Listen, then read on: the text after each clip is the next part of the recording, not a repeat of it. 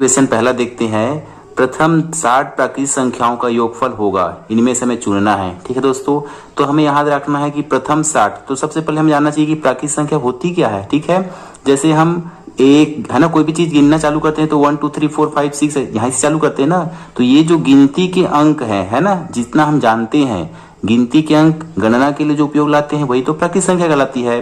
तो ऐसे ही लगातार 60 अंकों का योगफल कितना होगा वो हमें पता करना है। तो दोस्तों इसके लिए हमें याद रहना चाहिए, क्योंकि सभी को 1 धन 2 ऐसा करके जोड़ेंगे तो हमें टाइम लगेगा और पेपर हाल में हमें क्योंकि समय बचाना है। ठीक है, तो ये हमारा लंबा प्रोसेस हो जाएगा, है ना। इसके लिए हमें याद रखना है कि प्राकृतिक संख्या का योगफल है ना, प्रथम क्रमागत बोल दे या प्राकृतिक संख्या का योगफल वो क्या होता है। तो इसके लिए हमें फार्मूला याद रखना पड़ेगा कि जितने नंबर दिए हैं, ठीक है, उनको n कह देना है और साथ में उसमें हम जोड़ देंगे 1 और गुना कर देंगे। ठीक है दोस्तों, गुना कर देंगे और दोनों को गुना के बाद क्या कर देंगे 2 से भाग। तो इस ट्रिक से हमें आसानी से हमारा जो है 60 प्राकृतिक संख्याओं का योगफल पता चल जाएगा। चलिए स्टार्ट करते हैं, बना देते हैं इसको। ये हो गया 60, यहाँ पर कोष्टक में 60 धन 1 जोड़ देंगे। ठीक है दोस्तों, तो बटे 2, तो यहाँ से हम सीधा 2 1 कम 2 2 30 है ना, काट दिए।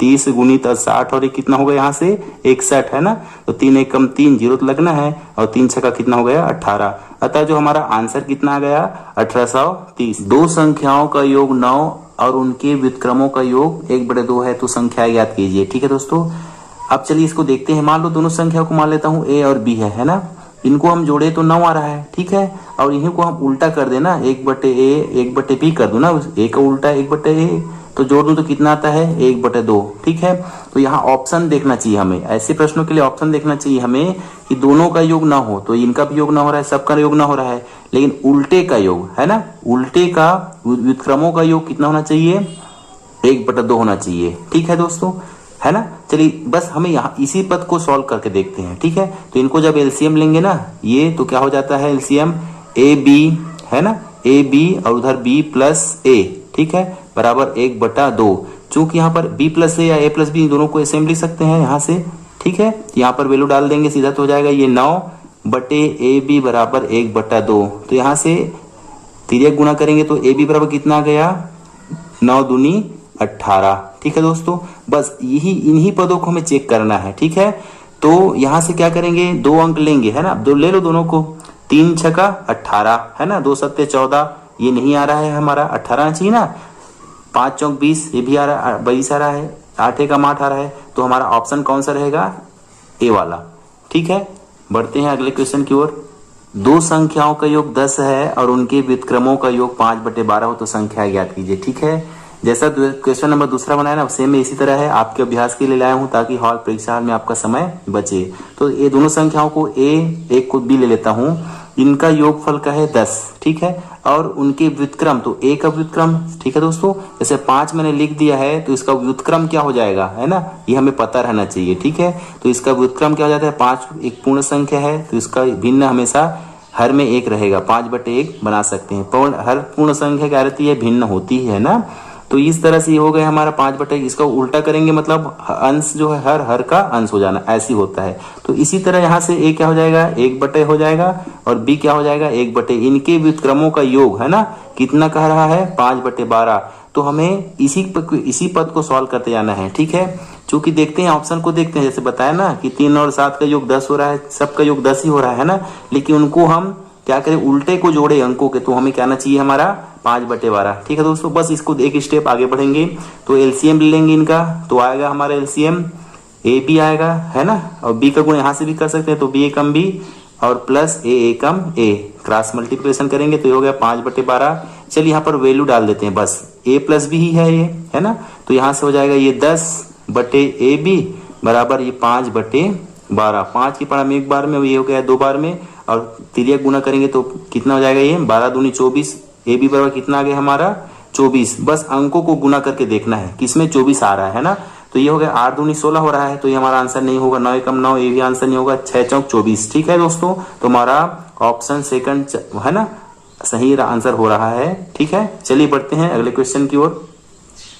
प्रथम अभाज्य संख्या कौन सी है। ठीक है, तो हमें ये जो अभाज्य संख्या उसको पता रहना चाहिए है ना, अभाज्य संख्या क्या है।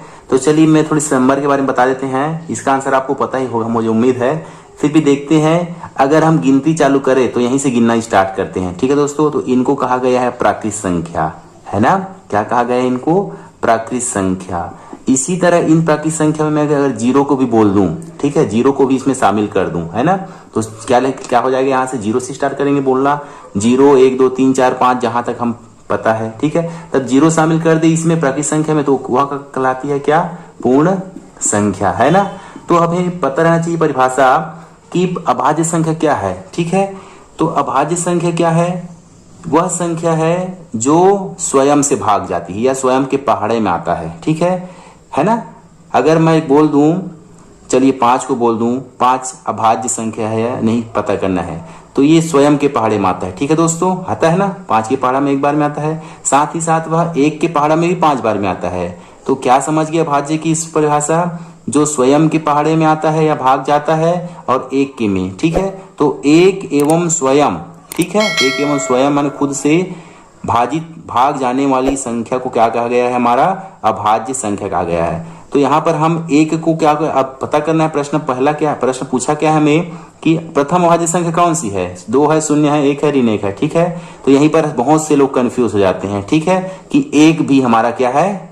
क्या है हमारा? 1 भी क्या है हमारा? अभाज्य संख्या है। तो यहाँ पर 1 हमारा ना ही भाज्य संख्या माना गया है, ना ही अभाज्य संख्या माना गया है, ठीक है। क्योंकि 1 जो है ना हर संख्या के गुणनखंड में आता ही आता है, इसीलिए उसको छोड़ दिया गया है। तो इस तरह से हमारा जो अंक कहाँ चालू हो जाएगा हमारा, है ना, 2, ठीक है। 2 के बाद 3, अभाज्य संख्या क्या हो गई हमारी? 2, ठीक है दोस्तों।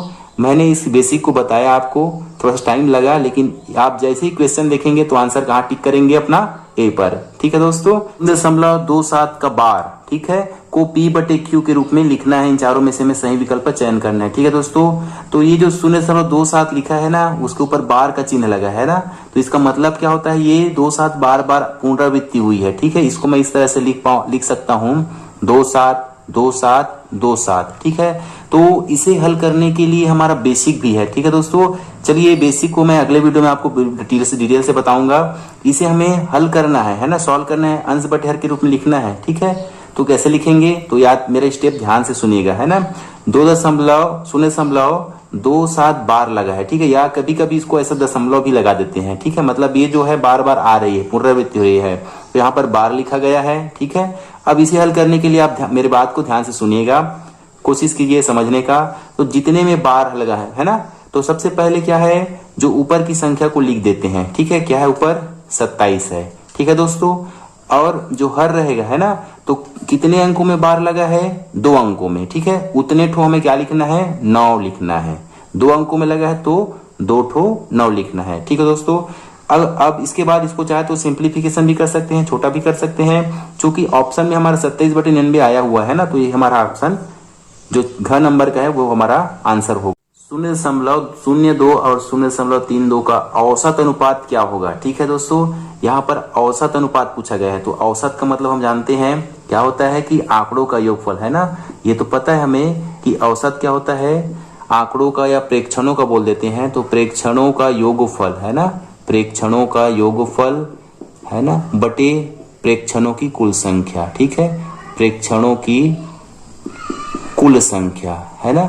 चलिए ये है सामान्य फार्मूला है। इन दोनों को जोड़, 2 ही प्रेक्षण है, दोनों को जोड़ देंगे। 0.02 धन 0.32, है ना। और कितने हैं? 1 और 2 ही प्रेक्षण है, तो 2 से भाग कर देना है। तो जोड़ेंगे तो क्या आ जाएगा यहाँ से? याद रखिएगा, जोड़ने में हम मिस्टेक कर देते हैं, है ना। तो इसको ध्यान से एक बार समझ लीजिए, बेसिक है थोड़ा सा, ये समझ लीजिए। दोनों को जोड़ेंगे, है ना, तो दशमलव दशमलव जोड़ते घटाते समय एक सीध में रखेंगे, ठीक है दोस्तों। तो जोड़ देते हैं सीधा, है ना। तो ये हो गए 2 2 4, ये 0 और 3, ये दशमलव का, ये हो गया हमारा 0.34 आया, है ना। तो 0.34 का हमें क्या निकालना है? 2 से भाग कर देना है। तो क्या है हमारा? 0.34 का आधा हो गया 17, ठीक है दोस्तों। यही औसत अनुपात है ना। अनुपात माने होता है बटे, है ना। तो ये तो हो गया ना हमारा औसत अनुपात। तो क्या है आंसर इसमें से? इनमें से कोई नहीं है ना, तो ये हो गया हमारा लास्ट वाला ऑप्शन करेक्ट होगा। अपरिमेय संख्या है ना, इनमें से कौन अपरिमेय संख्या है? तो हमें अपरिमेय संख्या की परिभाषा पता रहना चाहिए, ठीक है, जिसे हम किस रूप में नहीं लिख पाते हैं? P/Q के रूप में, है ना। वो क्या कहलाती है, यहाँ पर Q जो है ना, P और Q क्या है हमारा, पूर्णांक है, धनात्मक भी हो सकता है और ऋणात्मक भी हो सकता है, शून्य भी आ सकता है, लेकिन जो हर है ना वो क्या नहीं आना चाहिए हमारा, 0। तो ये जो मैंने परिभाषा बताया वो क्या है हमारा, परिमेय संख्या का है, ठीक है। और कौन अपरिमेय है ना, तो इसे हम P बटे Q के रूप में लिखेंगे, तो ये हो गया हमारा परिमेय, आंसर नहीं हुआ हमारा, है ना। 9 को हम क्या लिख सकते हैं, 9 बटे 1, ये भी P बटे Q के रूप में हो गया, तो ये भी परिमेय हुआ, अपरिमेय नहीं है, ठीक है दोस्तों। यहां से चलते हैं, है ना, तो इसको हम क्या लिखेंगे, रूट के अंदर है 36 बटे, है ना, 100 लिखेंगे, ठीक है दोस्तों। तो 36 वर्गमूल 36 बटे 100 मतलब 6 बटे 10 हो जाएगा हमारा ना, ठीक है दोस्तों। तो ये भी तो P बटे Q के रूप में है, ये परिमेय हो गई ना, तो अपरिमेय नहीं है। तो बचा क्या हमारा, 0 वर्गमूल 0.9 है ना, तो यही हमारा क्या है, हमारा अपरिमेय संख्या है, ये हमारा करेक्ट आंसर रहेगा। प्रश्न नंबर 8वां इस प्रकार है, 9 की घात 81 को 8 से भाग देने पर शेषफल प्राप्त होगा, इन चारों में से क्या प्राप्त होगा, ठीक है दोस्तों।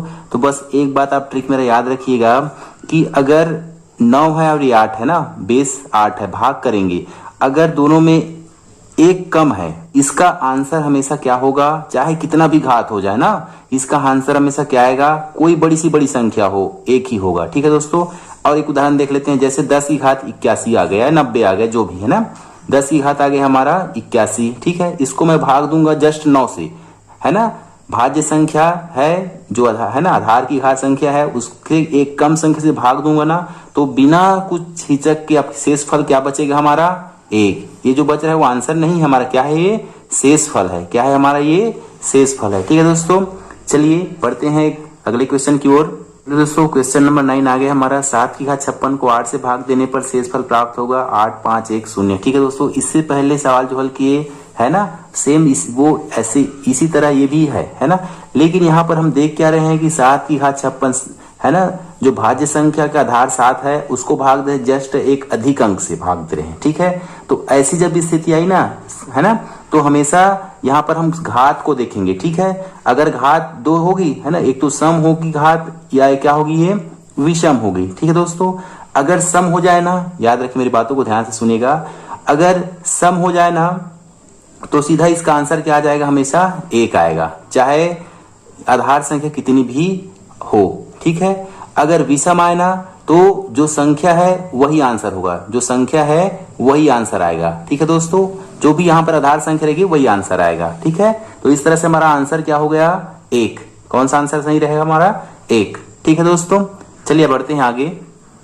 चलिए दोस्तों 10वां क्वेश्चन इस प्रकार रहा, 2401 की घात 16 में दहाई अंक है ना, हमें दहाई अंक, इकाई अंक नहीं, दहाई अंक क्या होगा, तो ये पूरी संख्या है, यहाँ पर इकाई और दहाई मैंने लास्ट के 2 डिजिट ही लिख दिए हैं, ठीक है दोस्तों। इनमें से हमें करेक्ट चुनना है, ठीक है। तो चलिए यहाँ पर हम दहाई अंक निकालेंगे, है ना, तो इसके लिए तो क्या करने पड़ेगा, 2401 को 16 बार स्वयं से गुणा करना पड़ेगा, ठीक है। या ये मैं जो बता रहा हूँ वो ट्रिक को आप ध्यान से देखिएगा, ठीक है दोस्तों। तो इसमें हम क्या करेंगे, याद रखिएगा, यहाँ पर जो इकाई है ना, इकाई अंक को हम गुना करेंगे किससे, लगे हुए 16 है ना, तो 16 के दहाई से, ठीक है दोस्तों। तो 16 का दहाई 1 है, तो 1 और 1 को गुना कर देंगे तो कितना गया हमारा, 1, ठीक है। उसके बाद दहाई का गुना करेंगे जस्ट यहाँ के इकाई अंक से, तो 0 गुनी 6 है ना, 0 गुनी 6 कितना गया हमारा, 0, ठीक है। तो अंतिम 2 है ना, इससे पहले संख्या तो आएंगी आएंगी, ठीक है। और हमें क्योंकि पता क्या करना है, केवल दहाई के अंक 2 अंक है ना, तो ये क्या है हमारा 0 और 1 क्या हो गया, दहाई अंक हो गया, ठीक है दोस्तों। तो इस तरह से हमारा कौन सा आंसर सही रहेगा, दूसरा, सेकंड, ठीक। उम्मीद है दोस्तों आज का वीडियो आपको पसंद आया होगा। प्लीज हमारे इस वीडियो को लाइक करना, शेयर करना ना भूले, हमारे चैनल को सब्सक्राइब जरूर कीजिएगा। मिलते हैं एक बेहतरीन वीडियो के साथ, तब तक के लिए